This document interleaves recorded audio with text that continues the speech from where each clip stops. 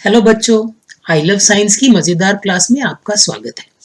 आज हम आपके लिए लाए हैं एक ऐसा टॉपिक जो आपको ज़िंदगी में हमेशा काम आता है।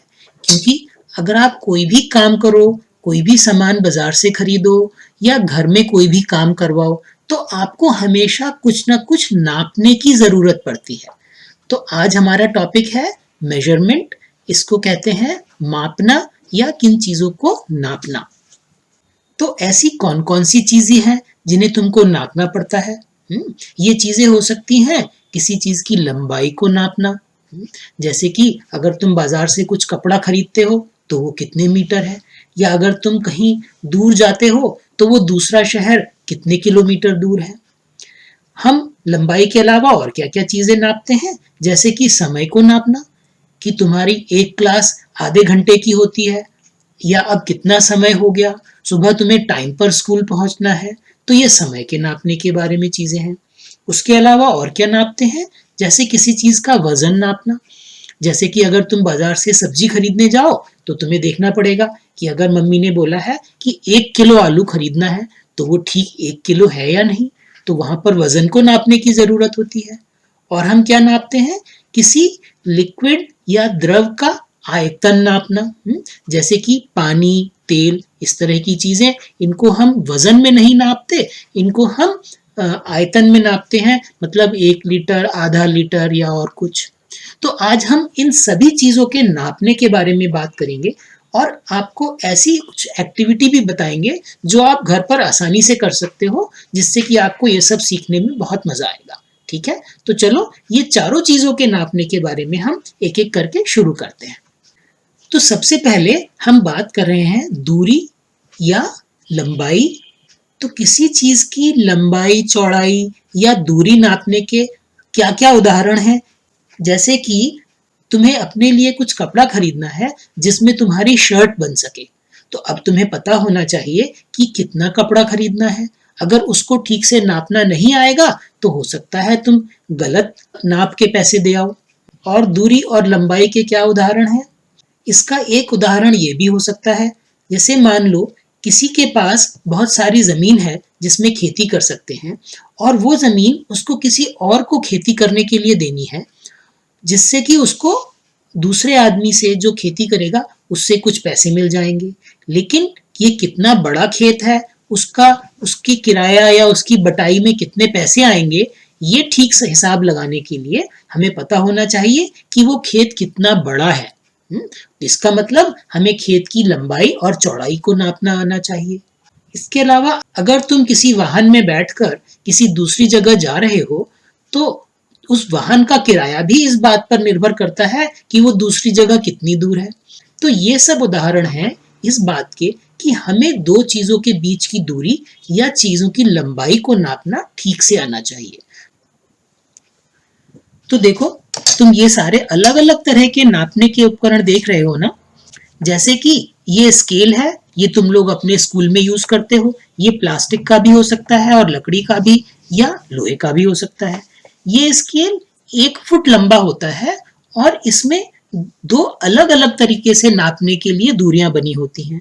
एक तरफ इसमें दूरी बनी होती है सेंटीमीटर में, और ये 1 फुट का स्केल में 30 सेंटीमीटर होते हैं। और दूसरी तरफ इसमें दूरी बनी होती है इंच में, तो इस 1 फुट में 12 इंच होते हैं। लेकिन आजकल हम लोग सभी चीजें सेंटीमीटर और मीटर में ही नापते हैं, क्योंकि ये नया स्टैंडर्ड नापने का तरीका है। इसी तरह तुम्हारे पास छोटा स्केल भी हो सकता है, जैसे ये स्केल आधा फुट का है, जो कि इसका आधा है, और ये 30 की जगह 15 सेंटीमीटर का है। ठीक है, तुमने देखा होगा ऐसा नापने वाला टेप, जो कि अधिकतर दर्जी के पास होता है, जो कि तुम्हारा नाप लेकर तुम्हारे कपड़े सीता है। तो अगर वो तुम्हारा नाप ठीक से न ले तो तुम्हारे कपड़े छोटे या बड़े बन जाएंगे, तो इसलिए उसको भी ठीक से नापने की जरूरत पड़ती है। और तुमने देखा होगा ऐसा वाला टेप, ये बहुत लंबा होता है और इसके अंदर लिपट जाता है, और इससे हम बड़ी चीजों की लंबाई, जैसे कमरे या घर की लंबाई को नाप सकते हैं। तो लंबाई या दूरियां नापने के लिए अलग अलग तरह की इकाइयां हैं, और तुम्हें पता होना चाहिए कि किस तरह की दूरी या किस तरह की लंबाई को नापने के लिए कौन सी इकाई का इस्तेमाल करना चाहिए, क्योंकि कोई इकाई बहुत छोटी चीजों के लिए बनी है और कोई कुछ बड़ी चीजों के लिए। तो देखो, ये एक स्केल है जो कि हमने बताया 30 सेंटीमीटर का होता है।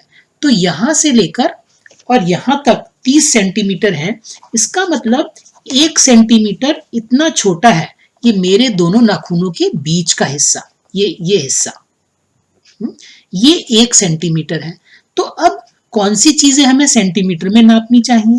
मान लो कि तुम्हें अपनी किताब, तो मान लो ये तुम्हारी गणित की किताब है और तुम्हें इसकी लंबाई और चौड़ाई नापना है, तो इसको हम सेंटीमीटर में नापेंगे।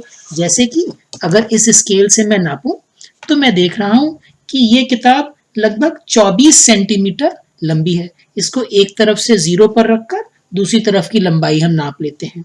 इसी तरह से मैं इसकी चौड़ाई को भी नाप सकता हूं और देख रहा हूं कि ये 18 सेंटीमीटर चौड़ी है। लेकिन अगर हमें इस किताब की मोटाई को नापना हो, देखो ये इसकी मोटाई इतनी कम है, ये तो लगभग 1 सेंटीमीटर से भी कम है। तो इसलिए इसको नापने के लिए हमें बहुत छोटी इकाई चाहिए। तो इस सेंटीमीटर से छोटा क्या है? तुम देखो इस स्केल में 1 सेंटीमीटर के अंदर 10 भाग बने हैं, तो 1 सेंटीमीटर के 10वें हिस्से को कहते हैं मिलीमीटर। तो इस किताब की मोटाई को नापने के लिए हमें मिलीमीटर में नापना चाहिए, और मैं ये देख रहा हूं कि ये किताब लगभग 9 मिलीमीटर मोटी है। तो इस तरह से तुम समझ गए कि बहुत छोटी चीज जैसे किताब की मोटाई नापने के लिए मिलीमीटर ठीक रहेगा, किताब की लंबाई चौड़ाई के लिए सेंटीमीटर, तुम्हारी मेज की लंबाई चौड़ाई के लिए सेंटीमीटर। लेकिन अगर मान लो तुम्हें अपने स्कूल के खेल के मैदान की लंबाई चौड़ाई नापनी है, तब सेंटीमीटर में नापना थोड़ा मुश्किल होगा। उसके लिए हमें थोड़ी बड़ी इकाई चाहिए और वो है मीटर। मीटर होता है 100 सेंटीमीटर का। तो अगर ऐसे इस जो ये 30 सेंटीमीटर का था, इसका एक छोटा है ये 1 सेंटीमीटर, तो ऐसे 100 सेंटीमीटर हो जाएंगे 1 मीटर। तो अगर तुम्हें अपने स्कूल के खेल के मैदान की लंबाई चौड़ाई नापनी है तो वो हम मीटर में नापेंगे। लेकिन अगर तुम्हें उससे भी बड़ी कोई चीज नापनी हो, जैसे कि अगर तुम्हें अपने घर से स्कूल जाना है और वो तो काफी दूर है, तो उसको मीटर में नापना ठीक नहीं रहेगा। उसके लिए हम किलोमीटर का इस्तेमाल करेंगे। और किलोमीटर कितना बड़ा है? 1 किलोमीटर में है 1000 मीटर। तो अब तुम समझ गए, सबसे छोटा है मिलीमीटर, उसके बाद 1 सेंटीमीटर जो कि इतना छोटा है, उसके बाद 100 सेंटीमीटर का 1 मीटर और 1000 मीटर का 1 किलोमीटर। तो ये सारी चीजें आपको ठीक से नापनी आनी चाहिए। तो अब तुम्हें हम एक एक्टिविटी करने को देते हैं। ये बताओ कि तुम्हारी लंबाई कितनी है। अगर तुम्हें ठीक से नहीं पता, अपने परिवार में किसी की मदद से ये नाप सकते हो। तुम एक दीवार के पास खड़े हो जाओ और अपने सर के पास एकदम पीछे दीवार में निशान लगा लो और उस दीवार से जमीन तक की ऊंचाई को अपने स्केल से नाप सकते हो। फिर तुम्हें पता चलेगा कि तुम्हारी लंबाई कितने सेंटीमीटर है। जरा ये कर देखो और इसका फोटो और नाप हमें जरूर भेजना। तो बच्चों, अब तुम्हें बताते हैं अगली चीज जिसको कि नापना बहुत जरूरी है, और वो अगली चीज है समय या टाइम। तुमने बहुत सारी कहावतें सुनी होंगी, जैसे कि बीता हुआ समय कभी वापस नहीं आता, हमें समय नहीं गंवाना चाहिए, समय बहुत कीमती है। तो अगर समय कीमती है तो हमें इसको नापना भी आना चाहिए। और समय को हम कैसे नापते हैं? समय को हम नापते हैं घड़ी से। अगर तुम्हें घड़ी में समय देखना नहीं आएगा तो तुम स्कूल टाइम पर कैसे जा सकोगे? तुम्हारी क्लास मिस हो जाएगी। मान लो तुम्हें कहीं दूसरे शहर में जाना है और ट्रेन से जाना है, अगर तुम्हें समय देखना नहीं आएगा तो तुम कैसे पता करोगे कि अभी क्या समय हुआ है और तुम्हें कितनी टाइम पर ट्रेन स्टेशन पहुंचना है? तुमने कई प्रकार की घड़ियां देखी होंगी, जैसे कि दीवार पर लगाने वाली ऐसी घड़ी, या फिर छोटी घड़ी जो कि मेज पर रखते हैं, उसमें कई बार तुमने देखा होगा अलार्म भी होता है। या फिर ऐसी सेल से चलने वाली घड़ी जो कि दीवार पर लगाते हैं, या फिर कलाई में पहनने वाली घड़ी। लेकिन इन सभी घड़ियों में समय देखने का एक ही तरीका है। इन सभी घड़ियों में गोलाई में 1 से 12 तक के नंबर लिखे होते हैं और हम इसमें देखकर समय देख लेते हैं। चलो पहले हम एक मजेदार एक्टिविटी करते हैं जिसमें तुम अपने लिए एक घड़ी बना पाओगे। तो देखो, ये एक आसान सी घड़ी बनाने के लिए हमने एक गत्ते का टुकड़ा लिया है और इस पर एक प्लेट रखकर एक गोला बना लिया है। ठीक है, अब इस घड़ी में हमने तुम्हें बताया कि 1 से 12 तक के नंबर होते हैं, तो चलो हम वो नंबर इसमें लिख लेते हैं। लेकिन उन नंबरों को लिखने के लिए तुम्हें ठीक से पता होना चाहिए कि कौन सा नंबर कहाँ लिखना है। तो अगर मान लो ये हमारा घड़ी का सबसे ऊपर वाला हिस्सा है, तो हम यहाँ पर लिखेंगे 12 और इसके विपरीत दिशा में सबसे नीचे यहाँ पर लिखेंगे 6। इन दोनों के बीच में एक तरफ आएगा 3 और इसके विपरीत दिशा में 9। अब 12 और 3 के बीच में 1 और 2। इसी तरह से हम बाकी नंबर भी भर लेंगे।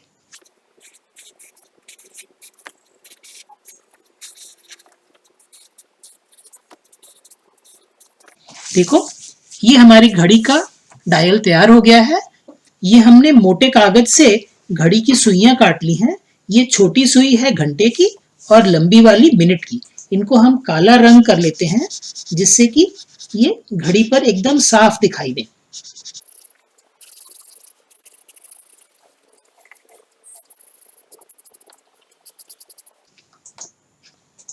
अब इनको हम इस पिन की सहायता से अपने गत्ते की घड़ी में घुसा देंगे। तो देखो, इन दोनों सुइयों को हमने एक पिन की सहायता से इस गत्ते की घड़ी के बीच में लगा लिया है। और जैसा हमने तुम्हें बताया था कि इसमें एक सुई छोटी और एक लंबी होनी चाहिए, जिससे तुम समझ सको कि छोटी सुई घंटे की है और बड़ी सुई मिनट की। अब तुम्हें घड़ी में समय देखना तो आता है ना, तो अगर घंटे की सुई जहां पर होगी वो हमारे समय के घंटे बताएगा और मिनट की सुई जिस नंबर पर होगी उसको हमें 5 से गुणा करना पड़ेगा, जिससे कि हम उसके मिनट का हिसाब लगा पाए।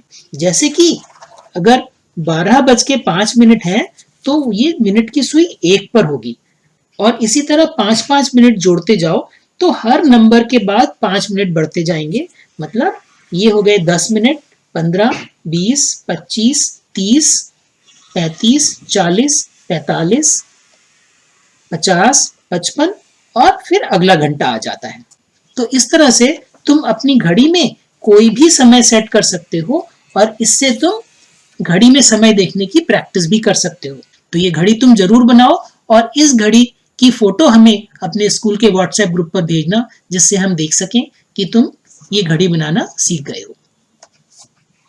तो बच्चों, ये हमने आपको बताया 2 चीजों को नापने के बारे में। पहली थी लंबाई या दूरी और दूसरी थी समय।